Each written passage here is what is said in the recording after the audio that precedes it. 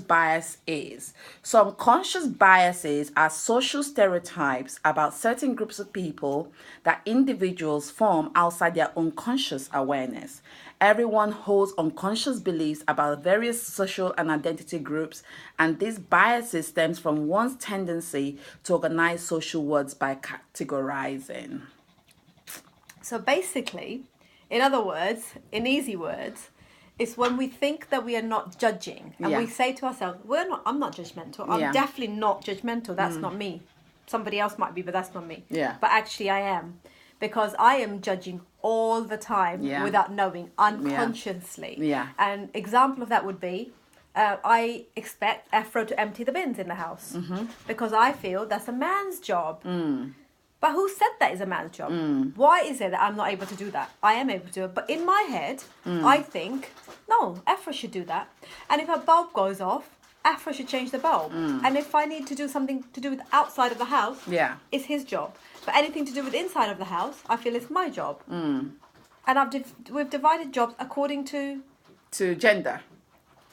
When all the jobs that he's doing, I can do. Yeah. I don't need him to do any of those. Yeah. But in my head, my conscious, I feel that way. Yeah. My dog is actually right now is trying to. Yeah, he's not supposed to eat that because dogs are not allowed chocolates. But for some reason, this dog has managed to grab a packet of this from the bin and is trying to lick it. And he knows it's not good for him. Anyway, back to the topic. So, yes, Farah was talking about basically gender categorization. Yeah, and that's just one example. That's one example. I mean, this is a very broad subject. It's a very broad. So, I mean, you have unconscious bias towards gender. You've got unconscious bias towards race. You've got unconscious bias towards, like, maybe education. So, education, whatever. It happens a lot in jobs. Status. You've got unconscious bias even with marriage and singleton. Gay, lesbians, name it. Pink for girls. Blue for boys. Pink jobs. Yeah. Pink jobs are for girls. Blue jobs are for the boys. That's how society is. Even in the big offices, big multi-millionaire companies think certain jobs are for men and not for women. So, but how did this start? Yeah, how did it start? Okay, let me tell you how it starts. I feel that's how it starts. When we are all born into this world, when we all came into this planet, this beautiful planet of all ours called Earth. So the minute you get popped out of your mother's system, the first thing they ask is, or even when the lady is pregnant, the first thing we ask is, oh, is it a boy or girl? So, and sometimes people find it very uncomfortable when you say, we don't know. Then the human mind all of a sudden thinks, okay, well, you don't know. So what am I supposed to buy for your baby? Am I supposed to, then you're not like, okay, that means am I supposed to buy yellow? I'm supposed to buy maybe like the neutral colors. But, when you say, okay, I'm having a girl, you automatically think, oh, pink. Or I'm having a boy, blue. But why do we put colors to those? It's the media. It's the media. That's so. It's the media. Okay. The media has influenced our way of thinking. They obviously, you go to the toy shops, you see a section, or even happening in baby shops. You have a section for all pink for girls. And you have a section all blue for boys. And then when you find a girl trying to now wear boys' clothes or like blue, or a boy that likes pink, then the society feel that is wrong for those people, for a boy to like pink and the girl to like blue. And like if the boy grows hair, my sister's boys, they've got long hairs, and many times they get mistaken for a girl. Yeah. And many people tell her, cut their hair. Boys should have short hair, especially the older generation. They say that, and she likes it like that. She wants it to be like that. Why should she cut her hair? But the society expects that her boys should have shortcut hair, and that girls should have longer hair. So if you don't conform to the society, you're judging, aren't you? Really? Yeah. I mean, the thing is, judging all the time. I mean, the society wants it to be easier for us. It's easier to make up your mind about something. So, like, let's say, for instance, you go, when you are filling out a form. Let's say if you're filling out an immigration form, or maybe if you're looking for a job, there's this certain categories you have to tick off. Okay? All this is to narrow their choices and to narrow their judgments about you. So let's say, for instance, you put your name. If your name is Alex, A female, multi-gender names like Alex for a female and Alex for a boy. So obviously, when you hand in that form, let's say they're like, okay, Alex, could this be a girl or could this be a boy? They don't know. And then obviously you have that section male, female. You have to tick. And then you now have to now put, gender. And then you have to now put race. Are you black? Are you white? Are you mixed? Are you that? Are you that? Are you that? And then obviously religion. Are you Catholic? Are you Muslim? Are you the Sikh? Are you Hindu? It's all these categories to be able to narrow the mind and the perception's mind, the society's mind, to now put you in a box so they can easily categorize you in that box. So as a human being, we have been tailored to think like that. So we're walking around with this thing in our head, which the society has placed in our thinking, in our psyche. So in some, like from my culture, they will say, definitely you want to have a boy. The boy will lead the name of your yeah. It will take your family's name forward. Yeah. If you don't have a boy, the whole thing will cut off there. It's ridiculous. What is that? I mean, you think about that, and you're like, so what if it gets cut off? Yeah. What does that, what difference does it make? Exactly. It should be an equal opportunity for all. So people will go, far to keep having girls until they get a boy. Yeah. But because of that belief, rather than actually wanting another child. Yeah. So you see a lot of families where they've got 5 girls just because they want a boy. And a woman might be seen, looked down upon because she hasn't produced a boy. Yeah, and that's why most often in my culture, you find that men who are seeking, because obviously a boy is seen as a blessing to a family. So when the woman keeps having girls, and the man is looking for boys, and obviously family pressure as well on the man is like, okay, what's happening? Why is your wife having so much girls and not boys? And then what happens is the pressure from the family now makes the man start thinking, okay, what's going on here? So this is where infidelity comes in. The man now steps out of the marriage because he's looking for a boy and because the family has insisted on him having a boy, and the man goes searching for a person that will give him that boy that he wants, that the society will see as he's arrived or he's a man. And that to that person, then he's now complete. He's not complete. Completed his journey in life. He's complete. He's made a boy. He's made a boy, and he now snaps kudos, big guy. Very strange, isn't it? That's terrible. That's sad. So some of that, the unconscious bias comes from obviously the categorization, like you just said, but also from cultures and beliefs and religions. It's also a learned habit. It's a learned habit. I wouldn't say it's something that is encoded in our DNA. It's a learned habit that has now worked that's encoded with our thinking psyche or our thinking system. Some people will have more than others, won't they? Yeah. I don't see colour difference at all. And I know my kids don't see colour difference. Yeah. We just don't see it. I just don't see it. Yeah. I don't know why that is, but I just don't see it. Yeah. Same here. I don't see colour. I see human beings as who they are. But I see that man's job is this. I do see that. And I shouldn't. It's interesting because I don't see colour, but as a woman of colour, I tend to experience this.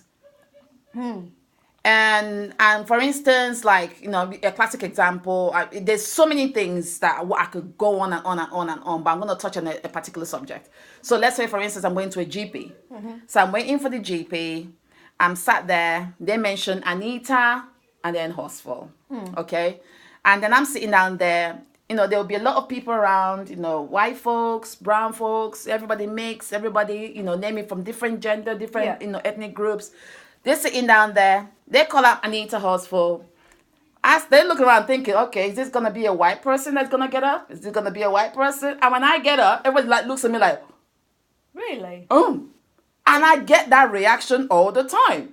I get that reaction. They look at me like, it's because your name is because my name is seen as white and is not related. It's not a black name. So my name is not Shaniqua. Maybe in Nigeria, let's say, let me use my Nigerian name, Nkiruka Kwanzaa or something like that. Do you know what I'm saying? Yeah. That's more African. Yeah. That's more black name. But Anita Horsfall, when I stand there, they're looking at me like thinking, she's black? Oh my gosh. And the same thing happens also when I do make a phone call, when I'm calling someone. Yeah. And they're like, oh, can I speak to the lady of the house? I'm like, the lady of the house speaking.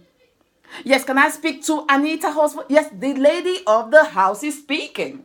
They're like, you can kind of hear the pause in their voice, like, But I'm hearing an African woman speak here. Obviously, I cannot help it. My African accent comes out. Yeah. But like, oh, I can hear an African woman speaking. This surely is not Anita Horsfall. Anita Horsfall should be. So is that you're that experiencing unconscious quite a lot, bias? aren't you? Yeah. And not. Wow. Okay. Unconscious bias constantly we add, and then we think, and when I face that person, they'll be like, "Oh no, I'm not racist. I'm not racist. I'm not racist. Oh my God, I love all people. I love curry. I love curry.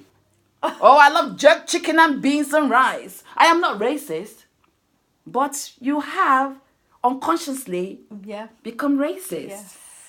Or I do, don't fault me, I do this as well. And this, I when I did it, I said to myself, girl, you have your faults. Like when I see some black brothers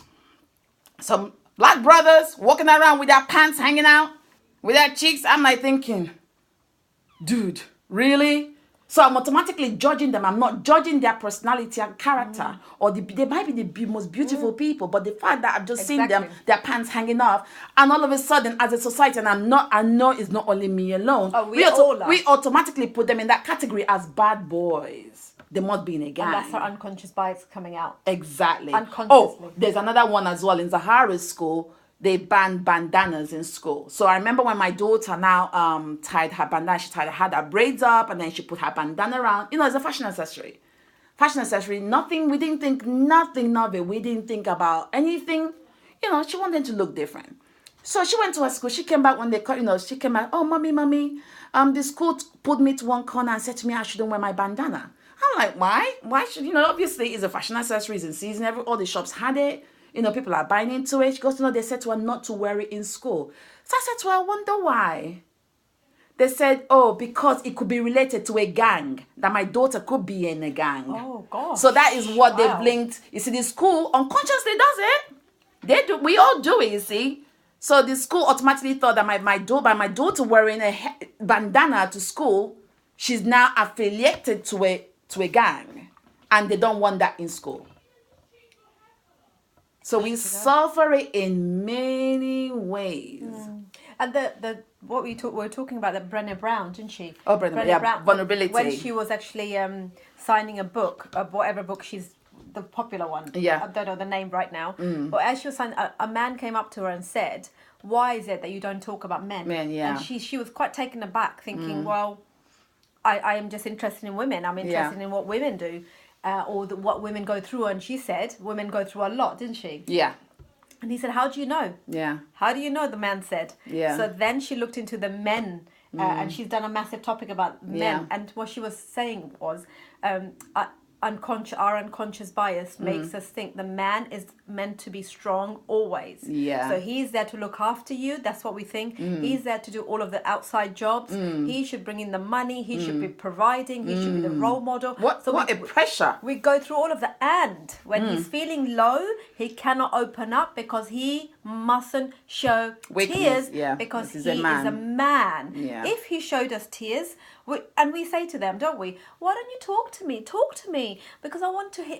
If you've got something that's bothering you, come and tell us. Tell me. So they do tell you. They open up or they start, crying, and you think, oh my God, no. Go back on your white charger. Yeah. Go back on your horse because I see you up here. Or they tell you, man up. Man up. Man up. Aren't you a man? That word itself. Yes, man up. Or aren't you a man? Or why you being a sissy? Or let's say this happens a lot, and we do that to even our kids without even realizing it. So let's say a guy takes his son to a football game.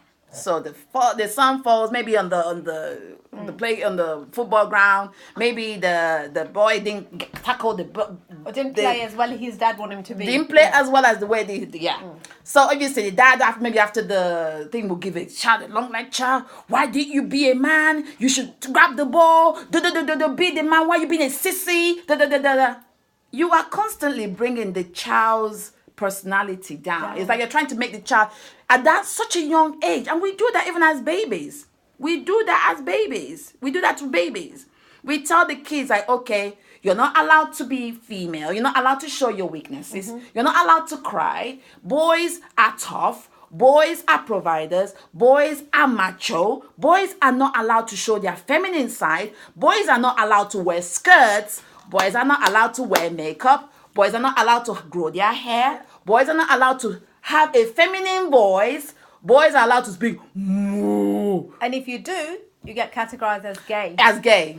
You start getting called that. Yeah. And do you know why the suicide in men is so high? That's because they can never open up and be themselves. That's it. And they get, as a result of that, they get very angry. And you see the suicide rate, if you break it down, Yeah. you see that actually the path they choose to take when suiciding is the one which is violent. So like trains and they're never like soft suicides, what Yeah. they call. They always are violent because they're very angry. The anger's getting built up because the pressure is on the men them, so much yeah. to not open up. And women, all the chat mostly, all the Yeah. most of the time we chat. Yeah. We open I mean, up our the thing feelings. is, even, we as a society, even the therapists, you find that some men is changing. Men get more therapy now than women, because before it used to be women doing more, having more therapy Even sessions. going to therapy wasn't Yeah, right for them, was yeah, it? it's like, okay, why are you talking to somebody about anything for? You man up, you be the man, you take charge, and you have all these men slowly dying inside because they want to let out some steam, but they are not allowed to let out steam. Their family will knock them down. Their partners will see them as sissies or weaknesses. Their friends will laugh at them. So what happens? What happens to these people is that they end up bottling all these things out, and then one day it explodes. Definitely. He explodes, and then they go out in the world inflicting pain on people. They end up hurting the people they love. Like we said, they engage themselves in some violent activities or whatever activities. They start beating up their loved ones, or even worse, they kill themselves. Hi, Nkechi. They kill. And I think if you've got boys in your, if you've got boys in your family, it's so important So to encourage important. the speaking of it. Yeah. And not saying these kind of things. I think that's Yeah. really the message from this one today's session, topic. yeah. That if you, that's one example. That's boys' example. We're talking about unconscious bias in everything that we're doing. And I said to my counsellor, what is the solution to this? And there isn't a solution. Like we can't tell There's you. no solution but to it. recognize it. Yeah, that you have Be it. aware of your behaviours. Yeah. As soon as I discovered this topic, when I came home, I was thinking, why do I think he needs to do this? Why do I think this outside window needs to be fixed? Why am I asking him? Why do I think he knows it? Who's taught him? And Yeah, who's taught me? yeah. We brought up in the same It's a way. society. It's the way we've been brought up. Like I said, it's a learned behavior. Yeah. Our family tells us that, and then when we grow up, we now tell our children the same thing. So it's kind of revolving. It's kind of going. But we need to break that cycle. We do. We need to break that cycle and kind of not exclude everybody. We need to bring everybody together and say, you know what? I'm not saying that what a man can do, a woman can do better, but at least there should be a joint effort. Because then when I discussed with Anita yesterday about this topic, and he said, well, I do everything myself. I do everything myself. And I'm thinking, what an idiot, Farah. What you are expecting, because Afra's in the house, you expect him to do it. If you lived on your own, which Anita does, she has to do it. She has to change the Yeah. bulb. She has to get the door fixed. She's not looking for someone to go No. and fix her stuff. No. She's looking for a companion. Yeah. And she's not looking for a man to do a man's job in the house. And so I was like, I am the biggest going through this unconscious bias. And, Yeah. And it's a good job I know about this topic, because if I haven't started saying to my kids, Yeah. you've got to provide for your wife. I've not Yeah. said any of that. No, because we're we're not in that stage, but at least now I'm aware. No, you need and to I start won't be training saying them it. now. Yeah. I mean, we have this thing as women, like we become so expectant. Because obviously men are seen as providers, as the heroes, as the macho ones, But as you're the the powerful. provider. But You're that's the what provider that's what I'm yourself. saying. We have this expectation of men, and we deny ourselves of those things. We now say to ourselves, okay, I cannot, as a female, I'm not allowed to be powerful. I'm not allowed to be strong. I'm not allowed to take up that dominant role. But why? Let's switch the roles. Okay, women that are seen as those roles are seen as being too much of a man. And I remember when my ex-husband left, when I was in a relationship, I was raised by strong women to now not expect too much of people, because expectation leads to frustration. So I was brought up to do things for myself. Okay, do things for myself, work hard for yourself. And if somebody is willing to help you, fair enough. Welcome their help.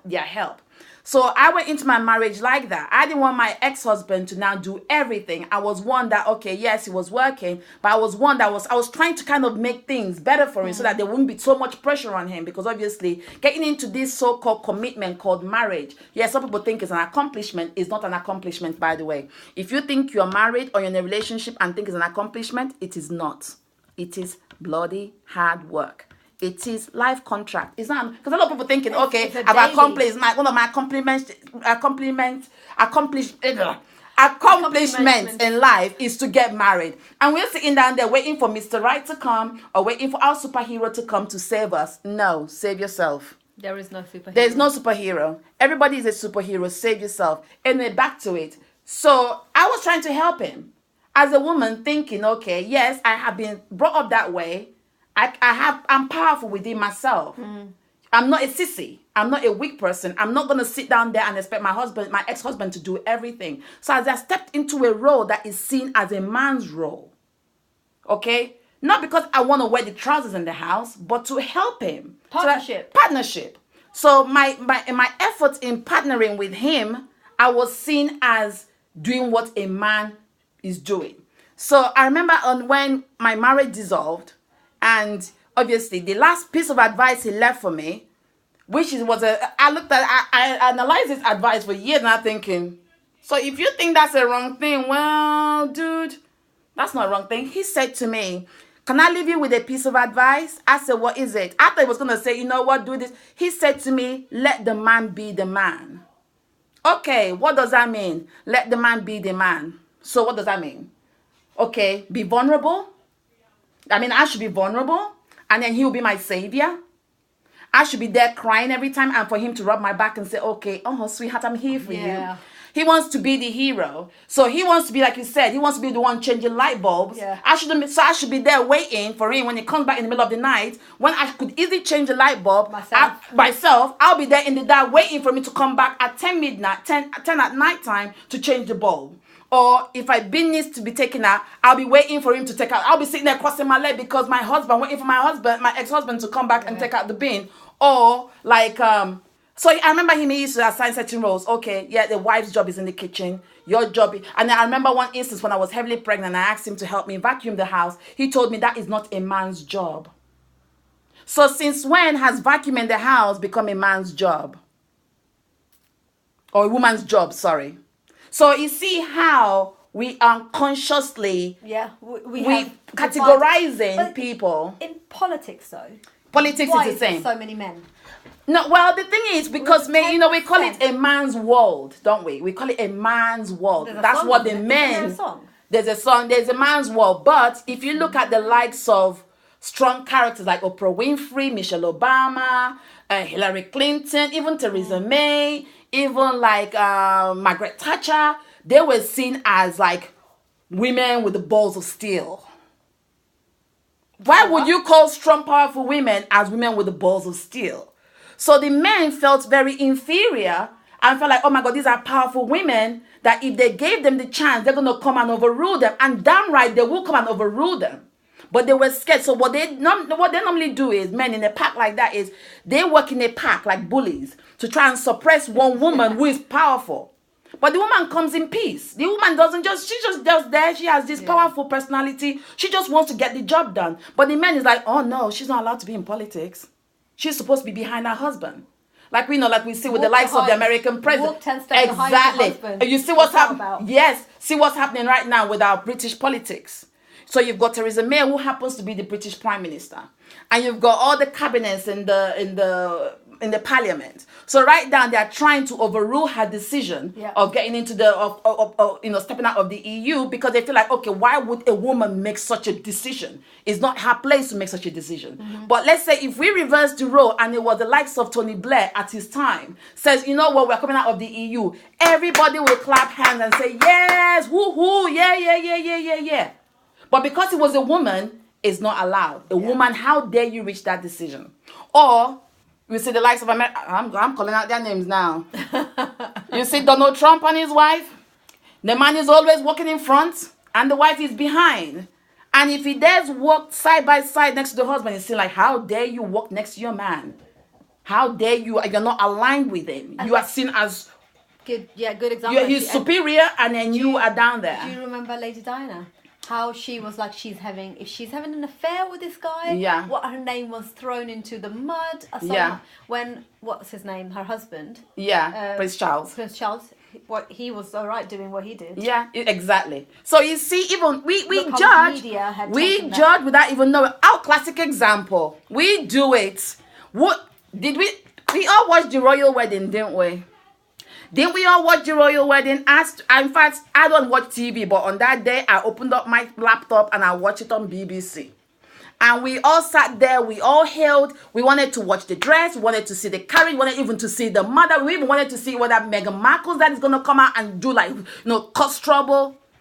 But what was the focus on? Let's talk about this. What was the focus on? Unconscious bias right there. We were like, some women are thinking, Prince Harry, he shouldn't be marrying her. She's older. She's a divorcee. Or she has a mixed blood in her. She's mixed race. He should be marrying a nice blonde girl with tall that is very demure. Yeah. She shouldn't be marrying a divorcee. She should be married to someone that hasn't got married before. That maybe someone as his age. So she caused a lot of. She caused a lot of their uproar. relationship, Yeah. didn't it? Yeah. A lot of people unconsciously discriminated her. Yeah. Without even knowing her, without knowing all the good things she's been doing beforehand. For the world and for her, she's filling out her purpose, and she's like the best person for him, really. For him. In fact, she made him grow up. People because people don't search enough. Yeah. They just see the front. Yeah. They see her divorcee. Yeah. They've seen her colour. Yeah. They've seen everything else, but they haven't seen what she's about. Yeah. And made the decisions according to how she looks. Exactly. Unconscious by it right there. Yeah. And then we also judged even the mother. On the day, the cameras were zooming on her poor mother, sitting on her own, a black woman, sitting on her own. Everyone was thinking, oh. The story, is she coming? Is she not? Is she going to come to the wedding? Exactly. Not Oh, and even the ones things, oh my gosh, she has dreadlocks and she has a nose piercing. Oh my gosh. How can a lady, Meghan Markle's mom, she's got dreadlocks. She's got dreadlocks. Oh. How can a lady with a dreadlocks, with a pierced nose, get into the royal family? How can she be royal? How dare they? This is some people saying that they would have judged her like, and from that day on, some people made the decision to support that marriage or not to support that marriage. Why? We don't even know them as a person. Exactly. We don't know the mother. We don't know Meghan Markle as a person. But we've made the decision then to either support their marriage. Some of them even said, oh my God, give them 5 years. Give them 5 years. Yeah, she just wanted to go in there. She's a user. She wasn't once an actress. She would just act her way through love. Give them 5 years. A lot of people said that. A lot of people, and yet this is how we've judged them. Rather than blessing the marriage, we were so quick to destroy the marriage before it even started. It's terrible. We do this on it, and yet we'll say, oh no, I'm not discriminatory. No, I love people. I don't judge. I don't judge people. Oh my God. I don't see this. I don't see that. Oh my God. Oh no, I love curry. I love curry. I hate that. I love curry. I love curry. I'm not racist to Indians. I'm not racist to Africans. I'm not racist. I love curry, by the way. How can I be racist? I love curry. Why do we always do that? But the thing is, it's a normal thing. And yes, it's a normal thing. I personally have my own biases. Yeah. But I choose as a person not to vocalize it. Okay, I see certain things that automatically think in my head, my brain automatically think, ooh, like, oh my gosh. Recognize it. Or, okay, put it this way. I walk my dog very early hours in the morning on my own as a woman. And if I see somebody hooded, automatically my guard's up. I'm like thinking, okay, I need to get your keys and put it in a very in a very defensive thing, whereby if somebody comes, you know what to do. You mean stab position? What? Exactly. Well, you got to do what but on the day, that's a classic example. I know. Or you see some group of black people, black guys or black gang or white guys gang or whatever, and you think, oh my God, it's too much. It's too much for me. It's not just one person. It's about 10, 20 of them. And what do? Like... Change direction. You change direction. Judged. Yeah. We judge on a all daily basis. day, every day. Every day. And like we said, it's okay.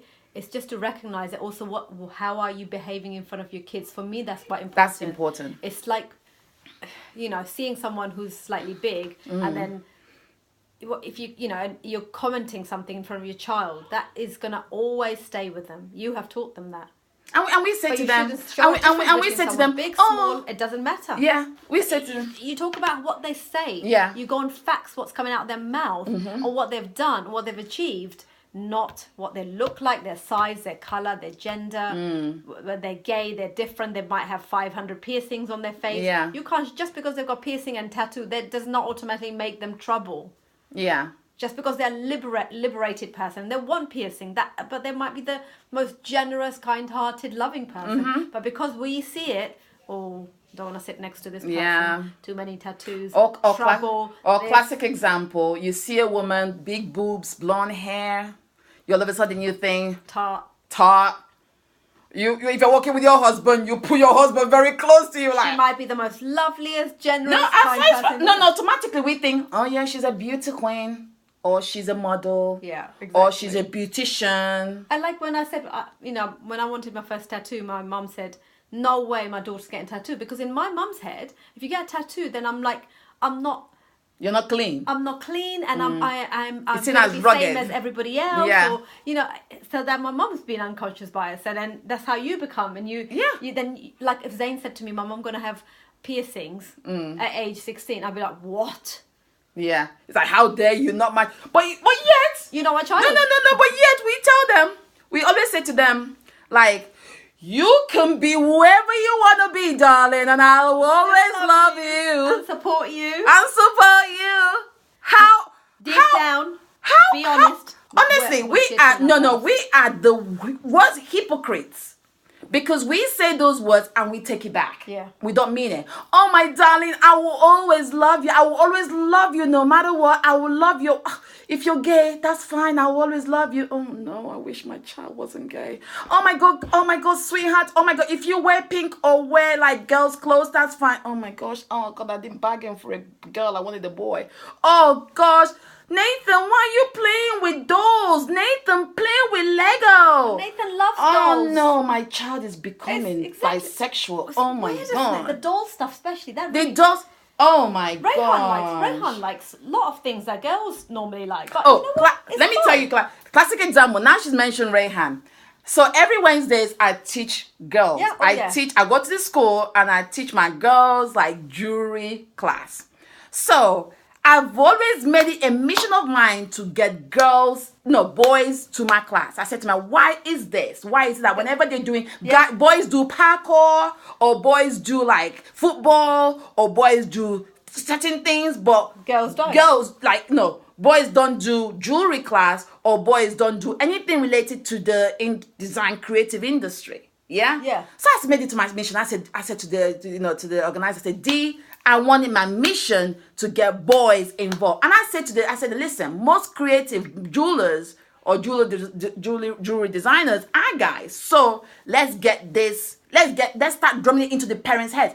After all, okay, it's not the children's fault, because after all, the people that book them into these classes are their parents. It's the parents. So the parents have made the choices for their children. But do you think the parents have asked? No. Here's a list. Here you go. Football, jewelry, painting, parkour. Yeah. Straight away, he's probably thinking... No jewelry. Jewelry? No, even if he looks at jewelry, the parents will be like, darling, are you sure? Can I do jewelry? I like the idea of that. Yeah, no, darling, are you very sure? Can I do jewelry? No, darling, are you sure? Why can't I do jewelry? No, darling, no, it's for girls, no. Okay. Well, can I try parkour? It's a little bit too much for me, though. I don't really like to violent. I think give it a try. I think you'll like it. First week out. Yeah, I think you'll like it. Exactly. And then the parents now influence the child's decision then. Yeah, definitely. So it's not even the child's decision, it's the parents' decision. It is. And that's so how... it's the parents' unconscious bias. If the parents sat down and went through each class description... Yeah. Without saying things like, this is for girls, this is for boys. Just describe what the activity is. the football is like this, Yeah. parkour does this, and let the child decide from very young age. If they then choose jewelry class, that's fine. Yeah. So Rayhan chose the jewelry class. Rayhan did jewelry. 2 terms, didn't he? Yeah, Rayhan did 2 times. And guess what? Rayhan had the most amazing... And whilst what he was doing jewelry, he was so calm. Whilst he came to jewelry, a lot of the male teachers kept coming into the room. Oh, is he all right? Is he all right? I think, why won't he be all right? Is he okay? Is he settling all right? Why won't he be all right? Is it because he's doing a jewelry class? And you feel because he's doing a subject that is seen as a women's job, that he's not all right, that you have to constantly check on him? He buckled down and he got the work done. Rayhan enjoyed the class. Exactly. And all the girls in my class embraced him. Even till now, we talk about Rayhan. Yeah, you said that. Till now, when we sit down, I mean, I've got like 8 girls now. And we sit down and they'll be like, some of the new girls that joined us like, is there no boys in the family? And the girls be like, yes, there was one called Rayhan. And everyone's like, but why is he not here? But like, oh, we don't know why he's not here, but we do miss him. But you know what I do? Every single time I pull my trolley to my class to teach my girls, and I sit down there, I wait for all the kids to come out, because obviously other kids from the class have to leave the classroom before we now go in to set up. Yeah. So I stand there, and all the boys will surround me. They'll be like, so what do you do then? What do you do then? I'm like, I teach jewelry. Oh, it's for girls, isn't it? I'm like, no, darling, it's not for girls. You can do it. You fancy coming to join us? They're like, no, it's for girls. I don't think my parents will allow me. I don't think so. And the frustration on their face is like, oh, you can tell that the parents have drummed into their head that such things are not for boys. But yeah, if you had gone into the class, normal class, and taken a jewelry class, they all would have enjoyed it. They all did it, yeah. Girls and boys. Girls and boys. If you were to take a class. If I said to them, you know what, teachers, I'm coming at 9 a.m. I'm taking the first hour. Imagine that. They will love it. Yeah. So there's no one looking at gender here. Nobody's looking at gender. The thing is, those kids will never get the opportunity to experience this because it's already been segregated. It's already been separated that he should never try it. Yeah. Now, I know Rayhan's tried it and he showed interest. He showed patience. He was developed as a child, and he sat down and made something, achieved something, made stuff for me, brought it home. And he did it, and now he knows it's not for girls. It's not for girls, exactly. If he ever wants to go into this line, he's done that. Yeah. He's got the experience. Yeah. Where Zayn has never done that. So if I was to say to Zayn now, I want you to go to Anita's class, I want you to do a 4-hour summer workshop, he will look at me like I have Are you having a laugh? Yeah. Even though Zayn also enjoys making things. Yeah, exactly. And I know that. And he would love to make few things for his friends, which are girlfriends, not girlfriends, but friends that female girls. friends, yeah. He would love to create something, I know for a fact. Yeah. But he would not be seen by his friends, because he feels like his friends will tease. Oh, classic example, there's also a young boy. Oh my God, sorry I'm going on about these kids, but I love them. So there's a boy that he enjoys. It's amazing watching these kids and seeing how, again, unconscious bias. So there's a boy, when I come in, I struggle a bit because I'm carrying a suitcase full of beads. You feel like she looks like she's going on holiday. It looks like I'm moving every Wednesday. I said to people, I have 2 hours tenancy notice every Wednesday. I'm moving and I move out that same day. Yeah. So I'm coming, I'm struggling, I'm carrying my bag suitcase, a huge suitcase, not small, a huge suitcase of beads. And I'm carrying another trolley with beads as well. So I have this young boy, unfailingly, always waits for me at the entrance. So when I come in, he steps into that manly role. Okay, manly role. This is like a boy in year 5. He steps into this manly role. He comes in and opens the door. He says to me, Anita, I'll help you sort that out. So he comes in, steps. It's amazing watching him. He steps like I need protecting kind of thing. So he comes in, grabs my suitcase and takes it, and he feels so proud with himself. Like, I'm helping her out. And I'm like, you go, my helper. You go, my helper. Because unfailingly, he does that every Wednesday. Wow. So it's amazing how at that age, the boys know that they step in to be helpers. Yeah. Even and providers. And very young. Very young age. And this must be us. We must be giving out that message or something that's coming across to them, really. Yeah. Yeah. It's amazing. It's a broad subject. Oh my God. And also it's in so many different areas. Oh my. It's like another thing as well. Like I was talking about briefly about blonde hair, big boobs. So hell will break loose if you see a blonde lady with the blue leggy blonde with boobs, and she's reading something about physiology or something like that, or to do with science or something. You be thinking, you wipe your eyes like, am I seeing clearly? Like you be like, excuse me, what is she reading? Like. You'd be like, no, she shouldn't be reading that kind of books. She's a leggy blonde with boobs out, everything. Unconsciously, we've judged them. This girl could be the smartest girl. Exactly. That happens a lot, doesn't it? Oh my gosh, it happens. You've got blonde hair and you've got big boobs, by the way. Just so I thought. And you're leggy. And I'm like, well, behind this blonde hair in here, there's a blonde hair in here. Look at that. Behind this blonde hair and big boobs, there is smartness in here, inside his brain. Exactly. So you just talked about yourself there. Oh. Honestly, but there's so many things. We go through this all the time. Yeah, we do. We do this all the time. But we need to start retraining ourselves. That's what women. Okay, stop making yourself so like you need helpers. Stop making yourself like you need Prince Charming to step into those roles and feel proud stepping into those roles. Don't go into a job interview thinking, okay, oh, well, that job is not for me anyway. It's not a woman's job. Why not? Why do we always hear firemen and not firewomen? Oh, yeah. Why don't we? Why do we always hear policemen and not policewomen? Think about it. It's just occurred to me. Why? Why? Those are the macho roles. What other roles are there, actually? Oh, taxi drivers. That's what we're talking about. Yes, we saw. Okay, drivers. So we live in a. Here's an example of massively. Oh my God! This is a conscious. This is like okay. So we live in a town whereby you need a car to move around. We live in like there's like roundabouts everywhere. So to go to point B to point if you're waiting for a bus, you'll be waiting for a whole long time. And you make friends with the pigeons. You make friends with the pigeons. So what happened was, I was driving. I was in traffic, and I was driving, and then I saw a taxi driver. Meanwhile, this firm, I've always known them as having either a black or Asian taxi drivers. Okay, never a woman taxi driver. So I was driving and I saw like, oh my God, I stood in the driving. I had to kind of like take my glasses and wipe it out. I put it back and said to my daughter, did you see that or just me?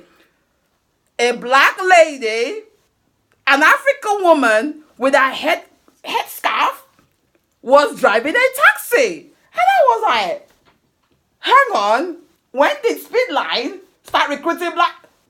Listen, unconscious bias. I thought, why can't a woman be a taxi driver? Exactly. But we don't see them. Why don't we see them?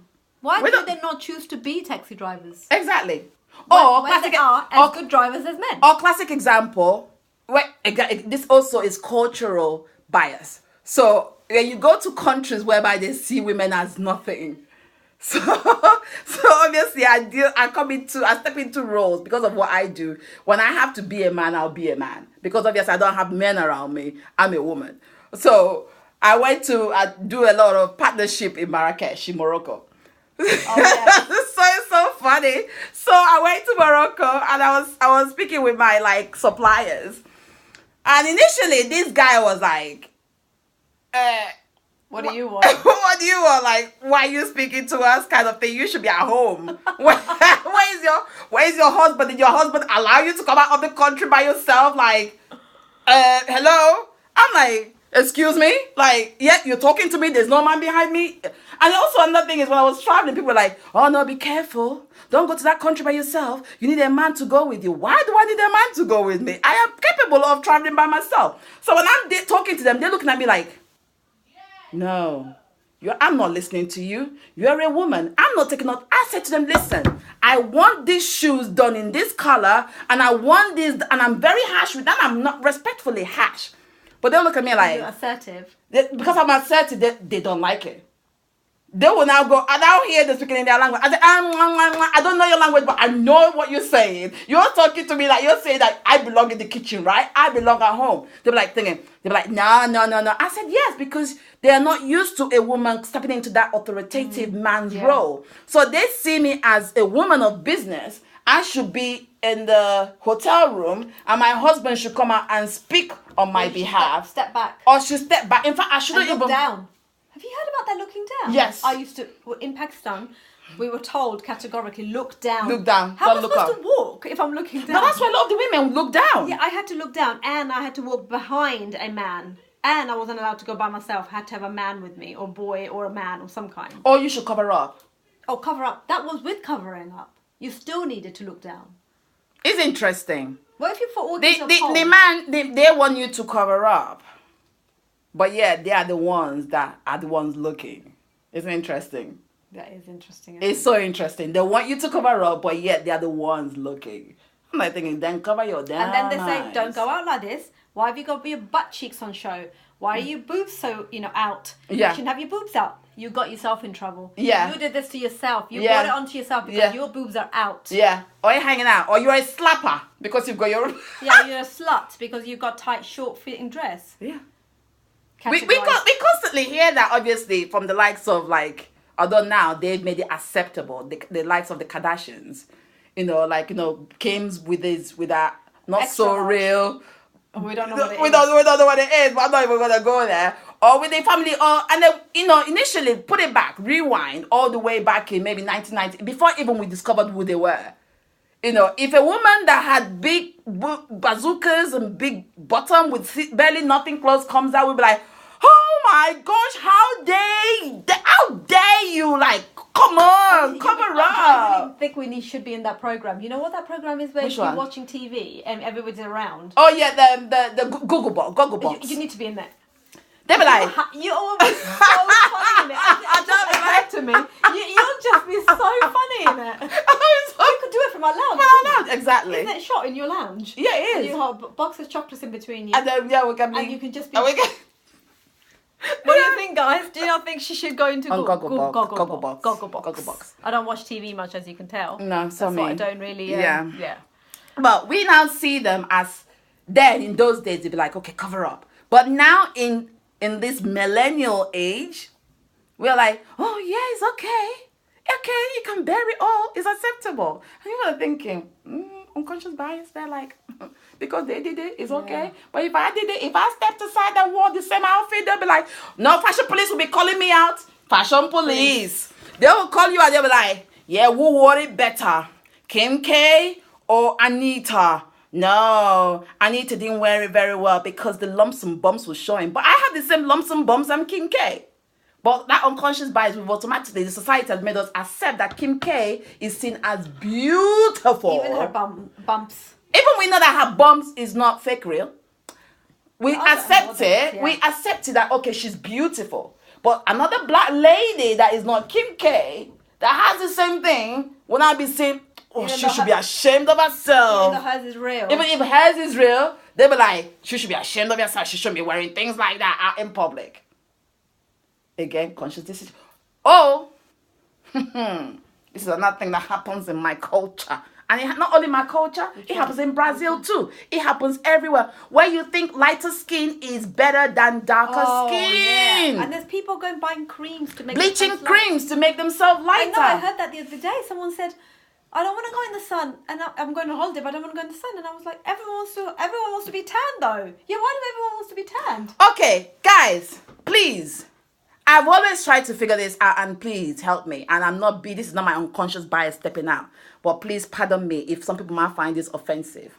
But I'm going to say it. As a woman of color, our color is seen as dirty. It's also seen, they've done this experiment in schools whereby you bring white and you bring black. They'll ask these kids, which one do you think is prettier? They will say, oh, the white one is pretty and the black one is ugly and disgusting and dirty. Okay, please. And again, pardon me. Okay? And I'm not really, please, hold back. People might end up killing me for this, but forgive me. And I I ask a lot of these same women that will have this unconscious bias about black people. Your color is seen as dirty. Your color is not nice. You should be ashamed of your color. Then I put this question to them. So, my darling friend, you call my color dirty, but you will spend a lot of money on holiday to go see under the sun and put cocoa butter all over you to get my brown tone.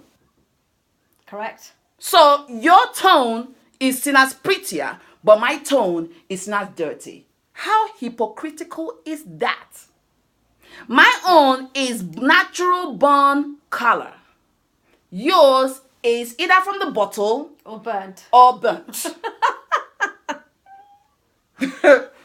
But if we step out, let's step out wearing the same clothes, you'll be out there thinking, and you know what they tell me? I am glowing. They tell you that tanned skin is healthier. That's the word. Healthier. There's a glow. It makes you look healthy. Yeah, because when you're pale, you don't look as... When you're pale, you don't look as healthy. You look sickly. Sick, yeah. You look sickly. So but when you have a tan on you, you look glowy. You look healthy. Healthy. Like it's like a thing when you come back from holiday. Oh my God, you look so well. Well. Darling. Or you don't go on holiday and you went pale, you came back pale. They'll be like... Me, I did. They'll be like... on holiday, same thing. They'll be like, girl... I know, just say that. Did you go on holiday? I did a whole week of 30 degrees, but I didn't step out. Are you Working, writing my book. I'm like, girl, what happened? You spent all this money and went on holiday and you came back. Pale. You look so ill. Oh. Then, you came back on holiday. Oh my God, girlfriend, you looking fly.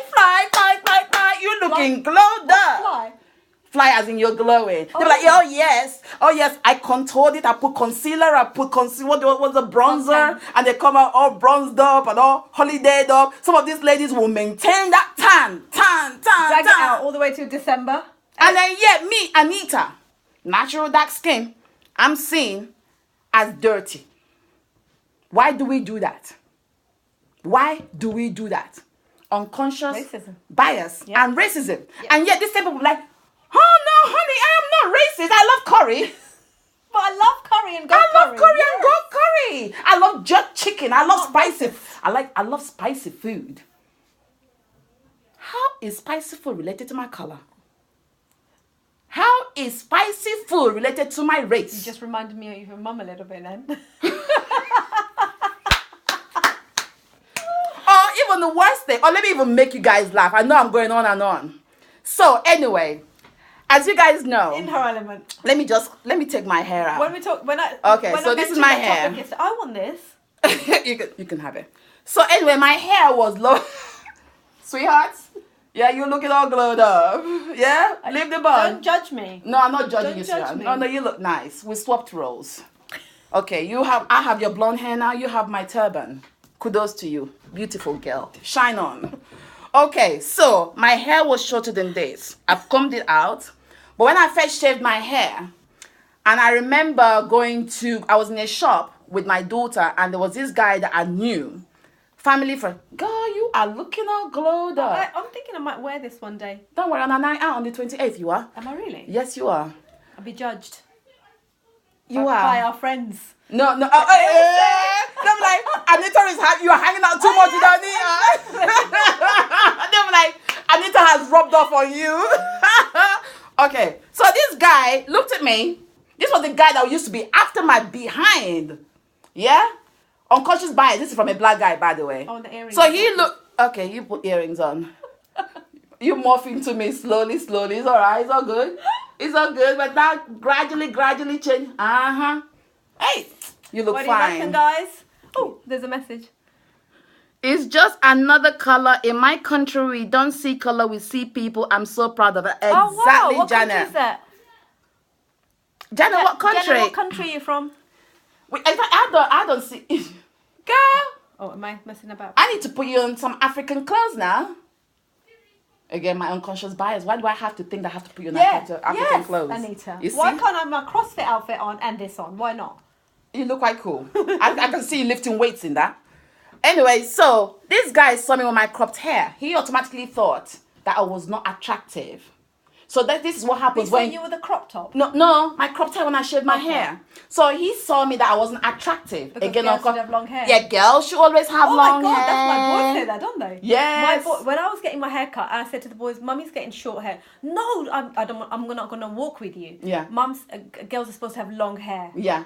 And girls are not supposed to have short hair. Why? Or if you have short hair, you'll be seen as a lesbian. Oh, Venezuela. Venezuela. Wow. Venezuela's meant to be beautiful. Oh, we are coming on holiday to We Venezuela. definitely need to. You are coming in your turban and I'm coming in my turban. We definitely need to. So 100%. sisters are coming to Oh, Venezuela. Ella Grace has joined. So Hello, Ella. if you have short hair, you're seen as you're swinging a bit. Maybe you become a butch woman, or you become a lesbian. And then to top things up, if you become a single person, a single woman that is not looking, they're gonna ask you, you've chopped your hair, you're not into guy, you're not looking for a guy. Can I be asking a question? Have you switched? Wow. I have not switched. I love people. Female, male. Do you know what I'm saying? Exactly. So why is it that because I've cut my hair and I've dyed it blonde, all of a sudden, it's not in braids, it's not in weave, or I'm not wearing wig. All of a sudden, I'm now seen as ugly because I have short hair. Exactly. Unconscious bias. Yes. And yet, this is a church guy. On Sunday, he will be in front of the church singing, hallelujah, praise Jesus, praise the Lord. He will now give you all the scriptures in the Bible. But yet, this guy, in an instant moment, judge me. Where is the Christianity in that? So we are judging all the time. And it's, guys, like we said, it's about recognizing it and stop and think. Think before you judge. Think before you speak. And especially with the guys, if you've got your other partners in your life, do you see them like they're sitting on a white horse, a white charger, and when you're trying to get them to step down, you don't like it because they're showing the vulnerable side, and they are just like you. They're humans. They need to open up. They need to cry. Yeah. When you hear men crying, don't laugh at men crying. Men don't cry. Why don't they cry? Why? They've got the same tear ducts like us. They feel same pain. heart as us. They feel pain. They feel the pain same way. So why should they not cry? And if you see them crying, do you think they're weak? You do, don't you? We do. Yeah. We think they're weak in society. Like, man up. How will they look after us? Be a man. Same as man flu. When they have flu, they're told to man flu. Man. When they have man flu. Some of them, when they do have that man flu, girl. That man flu. Why did you take off your turban? I'm giving it back to you. Thank you. No, I'll leave it here. I do like the earrings though. Look at that. Oh, it looks nice. Quite nice with the short hair. Yeah, it does look nice. Look beautiful. Yeah, man flu. They'll be like, with a spot. With a man flu. The man flu is another example. Yeah. So we do that all the time. And we also have to be responsible for the energy we bring to the society. Don't just say, okay, she caused it. It's her fault I'm acting the way I think. No, own up to it. Take accountability. Take accountability of it.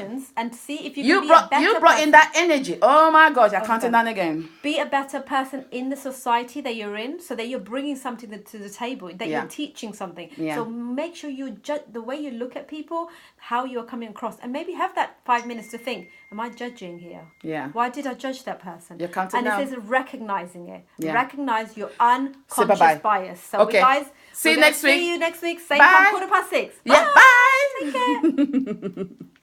Bye. Oh, bless. Okay, yours is still rolling. No, that's my video.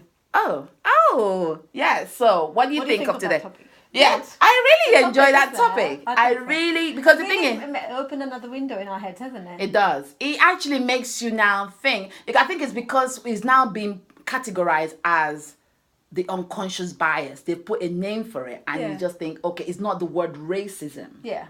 Because racism sounds a bit harsh, or discrimination. But it's only one section of. No, I know it's one section. I know it's discrimination. Yeah. You know, when you say the word discrimination, yeah, you feel like, oh my god, there's so much negative connotation to it. Yeah. You feel like, oh my gosh, I feel like a bad person.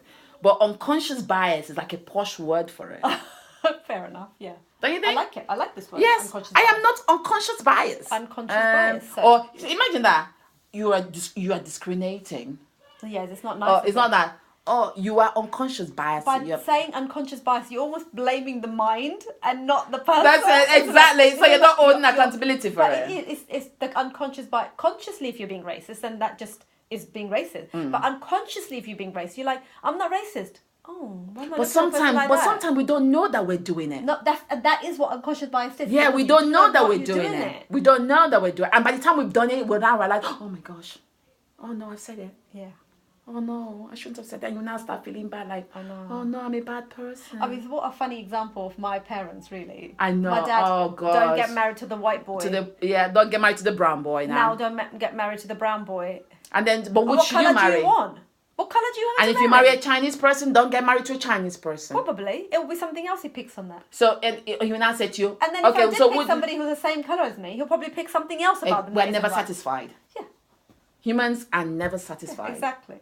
And I find that so shallow, to be honest. It is so shallow, really. It's shallow. And I really hope and pray that my kids will see past colour, will see past gender, will see past anything but what is being said by the person, and they will judge people if they need to. It's about what they're saying. They will decide about the person from their speech. From their speech. Yeah. What they're talking about, and then they decide whether they like it or not. Yeah. Not because they are firstly judged because they haven't even opened their mouth and if you really think about it, because they're wearing such things, or they're looking at, and and it's, I mean, the problems we're having in the world today is a result of unconscious biases. Think about it. Yeah. The problem we're having in the world right now, the world is in a right state because of one unconscious biases, one or the other, which we ourselves as a society have inflicted on ourselves. Yeah, definitely. If it's not, unconscious bias has led to war. Yeah. It's led to poverty. Yeah. It's led to gender discrimination and race discrimination. Yeah. Like it's even led gay people getting married. Gay people married. Things are being approved by the country whether they can marry or not. Yeah. What does that exactly mean? So it's like it's like the society is now the courts. And like, who are you is the judge, and then we together? Who are you exactly to do it? Or who are you to tell me that I shouldn't wear blue? Yeah, because what are they bringing to the country that's bad, or to the society that's bad by getting married by the two people? What are they doing? We practically ignore the niceness of them, and we're now focusing on that thing, and it's such an amazing thing. We never say we're going to a wedding. We're going to two lesbians' wedding. Yeah. Did I need to know that? Exactly. Like, oh yeah, I'm going to you're going to a wedding. I don't care. Yeah. It's a wedding. It's a party, and then two people get married. It doesn't matter. The two people are going to boy. Or I saw somebody kissing. You know, if you tell me you saw somebody kissing, that's fine. Oh my gosh, I saw a boy and two girls kissing. Oh my gosh, it's awful. Awful, isn't it awful? That's horrible. Oh, did you see two girls holding hands? Did you see two girls holding hands? I saw two girls holding hands. They're not even like, you'll be like, or not even like, oh, I saw girls holding hands today. Or no, people. I saw some people holding hands today. It's always like with a bit of. We always tie it to something so that it now makes you the person that is listening to it to now form your own reaction. Yeah. And make your own conclusion. So then if your child comes and says that, you should be like, it's absolutely fine. It's fine. Just like a boy and a girl kissing, and you stop that conversation making it out that this is absolutely normal. Because you know what? It is normal. It is normal because we don't see it. Yeah. And it's not about our faults either. It's amazing though when you engage. People are steadfast. People are strict in their ways and refuse to change. The times have changed, but people are still stuck in that olden day era, and they refuse to change their views. Yeah. You can scream and kick at them, and they stand firm. And there's some people you won't change, so you need to step away from that and make sure you have least contact. But it's not. It's interesting thing is because I had a conversation with someone a week ago, and it was interesting because this is a person that obviously I respect their views. I admire them as a person, but their statement made me look at them in a different way. And I said to myself, I wouldn't like to associate myself with you. Because of their statement. No, that statement has made me think, oh my gosh, I thought I knew you, but I don't know you. Because so if you that's your opinion. It's absolutely fine. Yeah. It's what they said. No, but that's what I'm saying. That their opinion has power to inflict somebody else's opinion. So imagine if you're within a circle of people, like-minded people with that strong opinion, and they're like, oh my God, that's dangerous. That is when it becomes dangerous because you're not allowing somebody to come in with a different perspective. You are so dominant in your ways. Like, okay, I don't like, you know what? Why should they be teaching about gay and lesbian in schools? Oh, what is the school what is the school coming to? That kind of thing. Oh, set in their ways. But you tell them, but times have changed. Oh no, it should not be allowed. In fact, my child is not going to that school again. If they're teaching about gay and lesbian in school, I'm not having them my child. Strong views. Exactly. And the same thing, that's exactly how you're going to inflict that views on your children. Oh my gosh, anytime they teach you about gay and lesbians in school, walk away.